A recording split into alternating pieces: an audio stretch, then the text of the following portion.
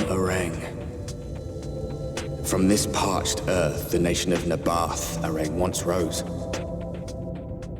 When I journeyed here, long ago, I spoke with a sun-weathered elder. He told me Areng meant majestic land in the language of his people.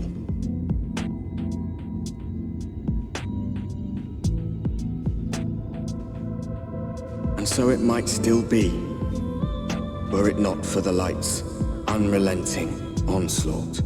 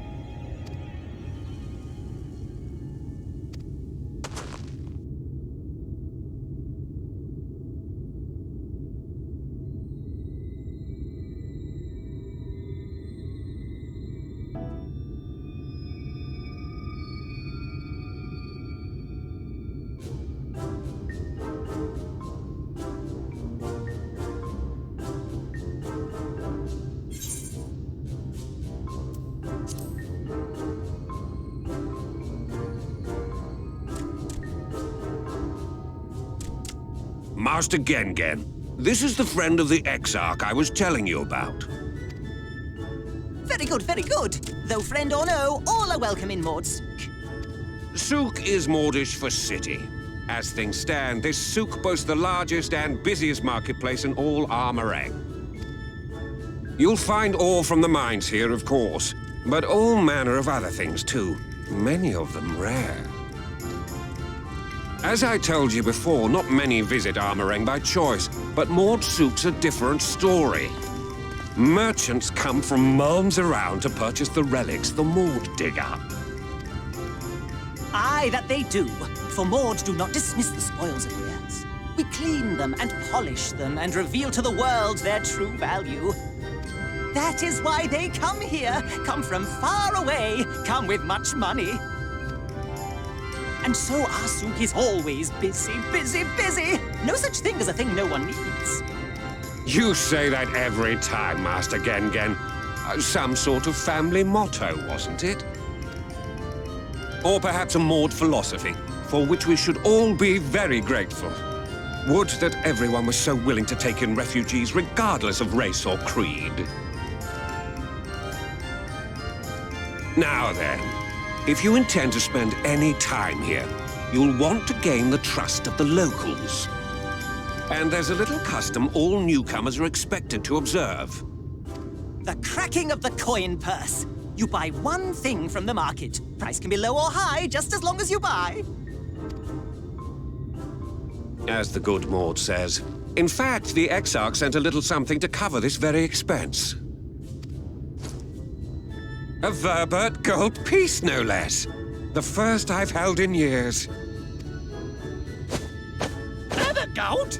Real Verbert gold?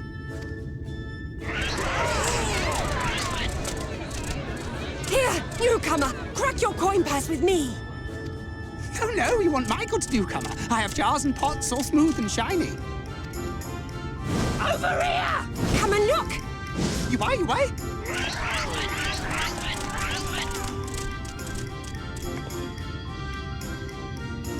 Enough of that! Calm, I say!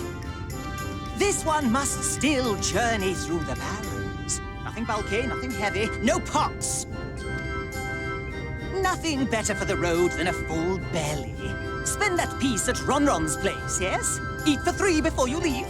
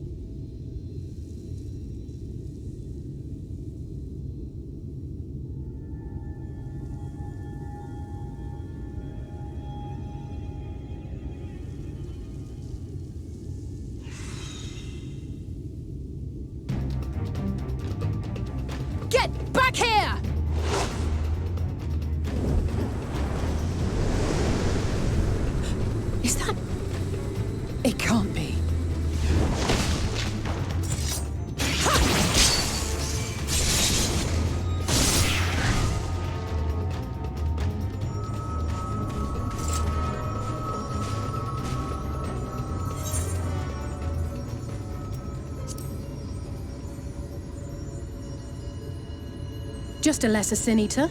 Nothing to write home about. I knew you'd turn up sooner or later, but I had been hoping for sooner.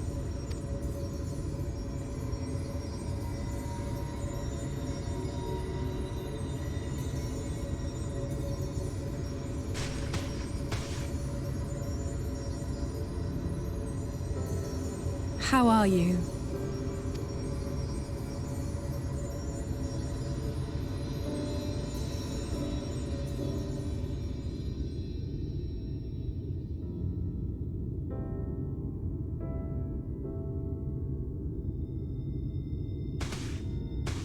We've fought them to a standstill, then.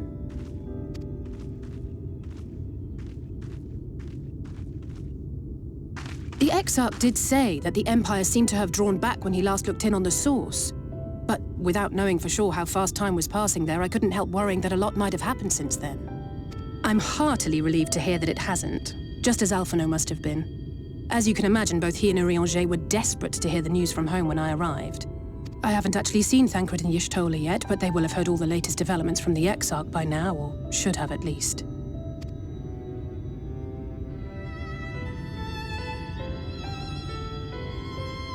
When I think of how frantic Tataru and the others must be, I want nothing more than to rush back and reassure them. But we still haven't found a way to reverse the summoning. And even if we had, we couldn't just ignore Urianger's vision. He may use 10 words where 1 would suffice, and they may often obscure as much as they reveal. But on this matter, he was as clear as day. I do not doubt for one moment that he saw what he claims. Nor how difficult it must have been to speak about them. The 8th Umbral Calamity and your death aren't exactly topics for idle conversation. As much as I might want to go home, I don't want to go home to that.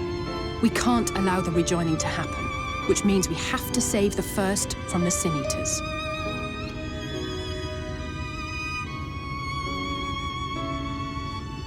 That great wall of white is a remnant of the Flood.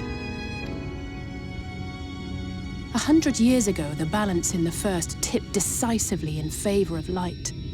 From that moment, it rose and swelled with each passing day, and then, without warning, it burst forth like water from a broken dam. A colossal wave of pure light, drowning everything in its wake. Only Norvrant was spared. For the most part, living things are composed of ether of various different aspects. But when exposed to such a flood, their etheric harmony is shattered, and their natural form breaks down. Then they either perish, or are warped into mindless abominations.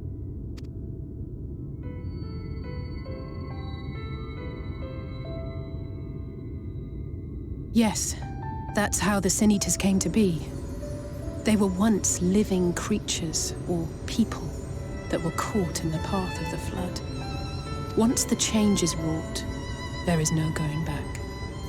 In that instant, they are gripped by an insatiable appetite for ether, and will happily gorge themselves on any living thing within reach. But even that is not the worst of it. The stronger Sin Eaters can plant light in us, like seeds in soil, corrupting our ether and triggering the birth of new monstrosities. They are creatures of base instinct that exist only to feed and to multiply. They feel no pity, know no remorse, and are utterly deaf to reason, which is why they must be destroyed. Every last one of them.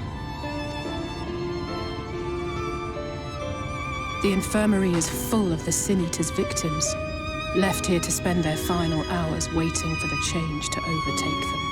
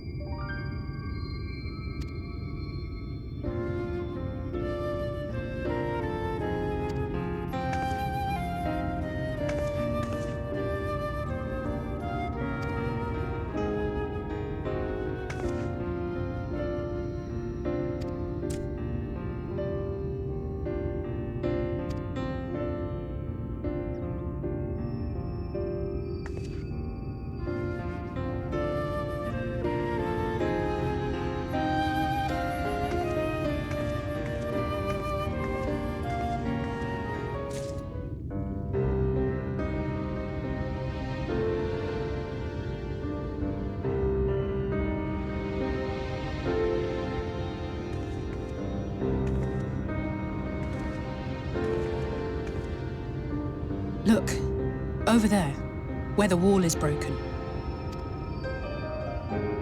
Do you see what lies beyond? That's what the land became after the light flooded in. An empty, white nothingness. Life cannot exist in such conditions.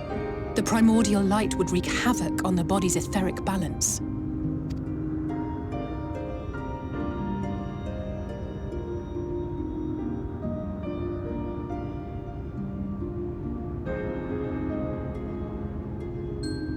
That nectarine you bought, it's Halric's favorite fruit.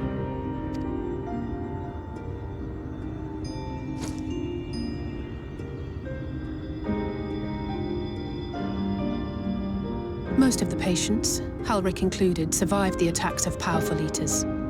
But their fate was sealed all the same. The monster's corruption has entered their bodies, and their very essence is being subsumed by light. The twisted state of the world itself just makes matters worse. Under normal circumstances, a person's ether naturally tends to equilibrium. But for these poor souls, the opposite is true. Sooner or later, every single one of them will turn.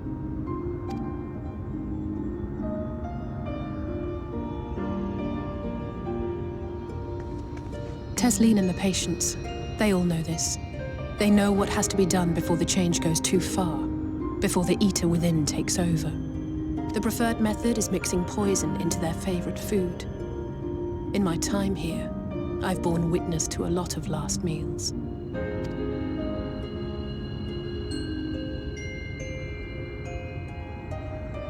I feel just as helpless as before. No matter how hard I fight, it's never enough.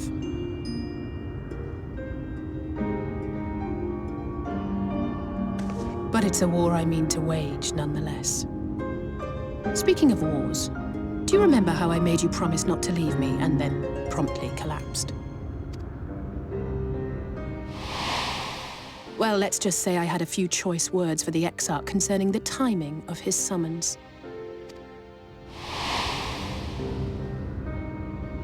But even if the fault lay with someone else, I couldn't shake the feeling that I'd abandon you on the battlefield. So I swore that I'd make up for my absence there by making a difference here. And that's what keeps me moving forward, even when things seem hopeless.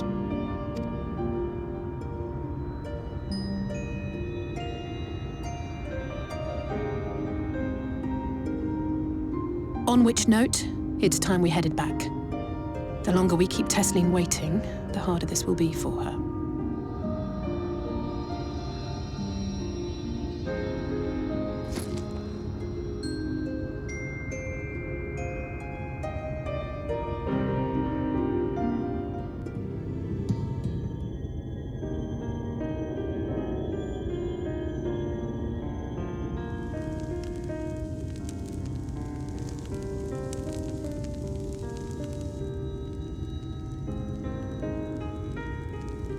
Speak up if you'd like another helping.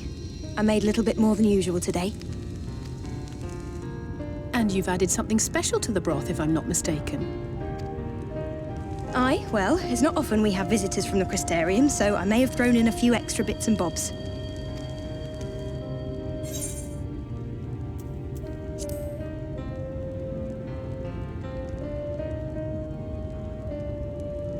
Oh, it's nothing, really. And we do so rarely have guests.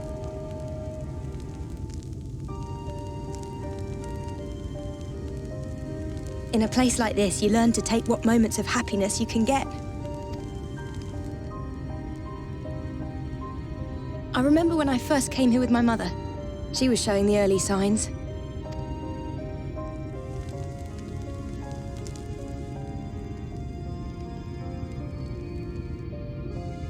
I knew there was no way to save her, but I just couldn't face what needed to be done. That's the way of it for most people. Why they travel from arms to stay here. Beaten, broken souls come to wait out the inevitable, to receive the mercy of a painless death.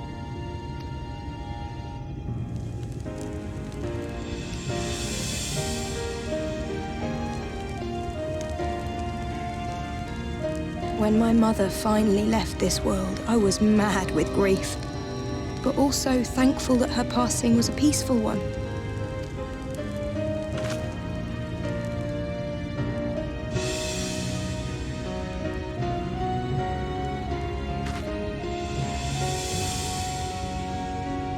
It's never easy, ending a life you've cared for, even when you believe they go on to a better place. I often find myself wishing the Warrior of Darkness would come and do that part for me. The Warrior of Darkness? You've never heard the tale? I'm not sure where it began, but every child in Norvrent could tell you a version of it. Warrior of Darkness, servant of death, take care of our souls at our dying breath. Let sinners and eaters of sin go with thee, that all may return to the sunless sea. Well, that's the version I was taught anyway. It's just an old bedtime story. He's certainly never deigned to visit us here. Which is a good thing, surely. He sounds rather ominous. Do you think so? I always liked the idea that he treated every soul the same, even the Sin Eaters.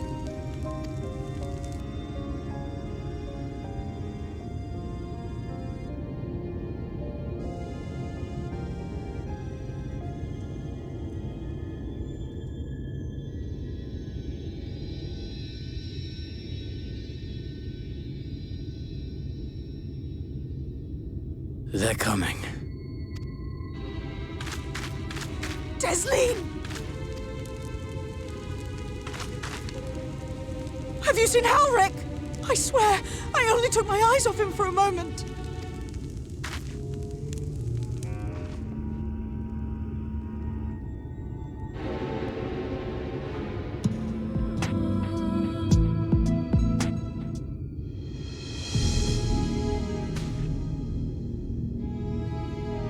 Any sign of him?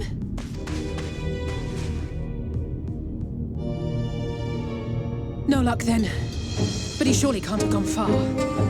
We should keep looking. The Sin Eaters are out in force, and if we don't find him soon, you can be sure they will.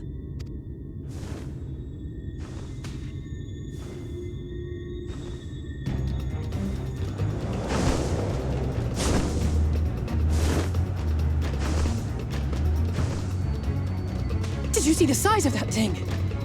It must be one of the nasty ones. Wherever it's going, it can only mean trouble. After it!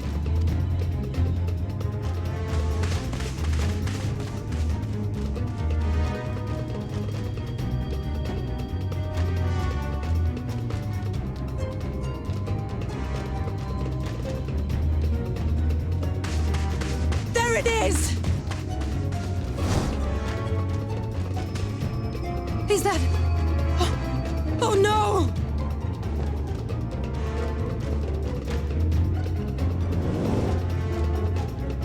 Halric!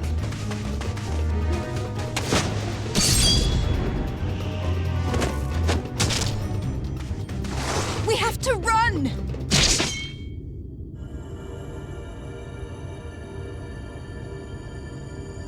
Desleen! No!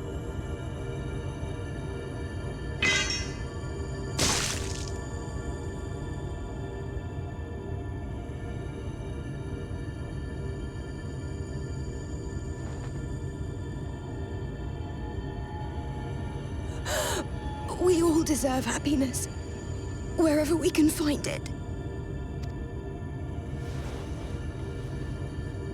The time left to you is precious. No one should die in pain. Mother, I...